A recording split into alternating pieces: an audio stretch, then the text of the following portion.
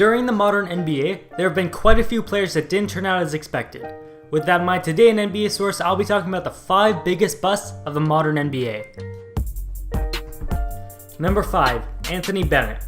Without a doubt, Anthony Bennett is one of the worst number 1 overall picks of all time.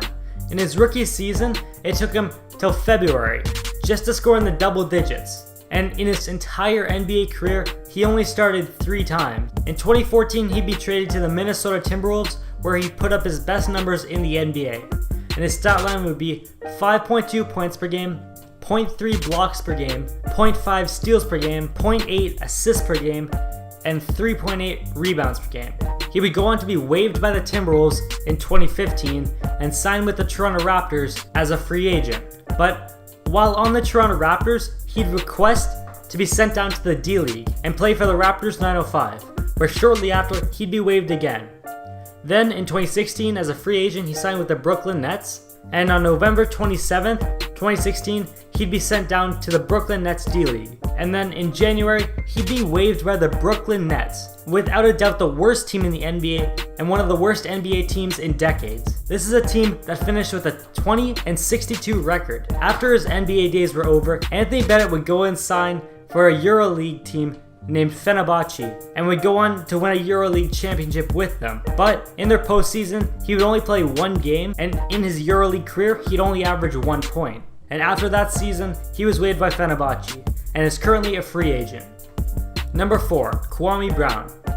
Going into the 2002 NBA draft, Kwame Brown was without a doubt the most hyped player in the draft, even getting attention from the GOAT himself, Michael Jordan, who would request that his current team, the Washington Wizards, draft Kwame Brown with the number 1 overall pick. But coming out of high school, Kwame Brown would fall short, bouncing around the league, playing for 7 different teams in his 11-year NBA career, where in 2013 he'd be waived by the Philadelphia 76ers. During his NBA career, Kwame Brown would show flashes of greatness, but these were few and far between, finishing his career with a stat line of 6.6 points per game, 0.5 steals per game, 0.9 assists per game, and 5.5 rebounds per game. Hardly acceptable numbers considering he was a former number 1 overall pick and a player Michael Jordan wanted on his team.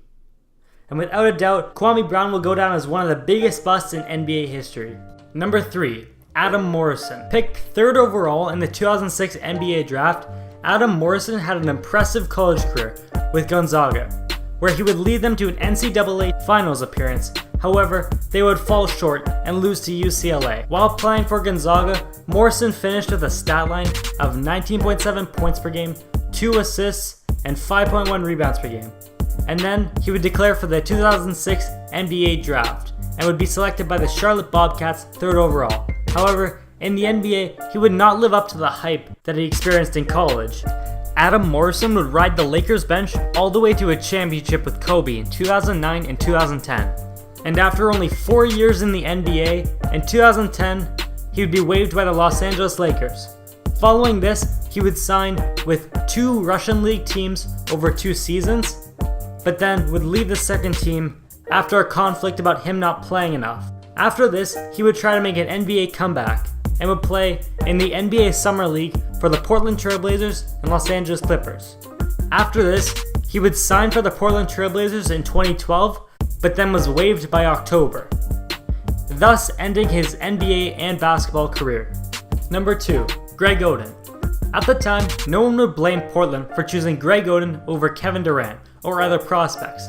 Oden looked like an amazing player who could do everything and only really needed to improve his shooting range to the 3-point. However, hindsight is 2020, and no one would expect Greg Oden's injuries to take over and ruin his NBA career.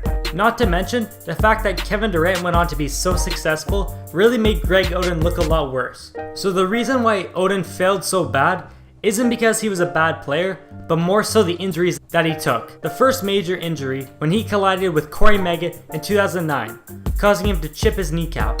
But after 2 weeks, he would be playing again and finish his season. The next major injury would be the very next season, where he'd fracture his patella in his knee, preventing him from playing at all that season. And then in the 2012 season, the Portland Trail Blazers would announce Greg Oden had a microfracture in his left knee and that they would waive him. After 6 seasons in the NBA, where Greg Oden would only play 3 of them due to injury, after his NBA career was over, Greg Oden would sign a 1-year deal with the Jiangsu Dragons in China. After this 1-year deal was up, Greg Oden also announced to ESPN that he had plans to return to the NBA and is currently training with the Ohio State basketball coach to improve his game and hopefully sign to an NBA team. Number 1. Darko Milicic. In the 2002 NBA draft, the Detroit Pistons had so many options. After the Cavs took LeBron first overall, there was still so much talent left. There was Dwayne Wade, Chris Bosh, Carmelo Anthony, and of course, Darko Milicic, and we all know who the Pistons went with. In his first season with the team, Darko Milicic rode the bench to an NBA championship in his rookie season. In his first NBA season, Darko Milicic rode the Pistons bench all the way to the 2004 championship. But after 3 seasons with the Pistons, he would be traded to the Orlando Magic. And now entering his prime, Milicic would play his best seasons with Orlando and then his next team, the Minnesota Timberwolves. While on these teams, the best numbers he would put up are 7.9 points per game, 1.8 blocks per game, 1.1 assists per game, and 5.1 rebounds per game. These are hardly numbers that you would expect a second overall pick to produce, and that's as good as Milicic really got. After this, he would go on to play for 3 other teams, 6 total, until he was released by the Celtics on his request in 2012, saying that he had to deal with family issues. With his NBA career over, Darko Milicic finished with a career stat line of 6.1 points per game, 4.3 rebounds per game, 1.3 blocks per game, and 0.9 assists per game. And just like with Greg Oden, one of the things that really made his career so bad was not only the fact that he was picked so high, but also who was after him. Because Dwayne Wade, Chris Bosh, and Carmelo Anthony all went on to be all-stars and have very successful NBA careers. But with that, I want to thank you guys for watching. Remember to like and subscribe, and that's it. Finish him!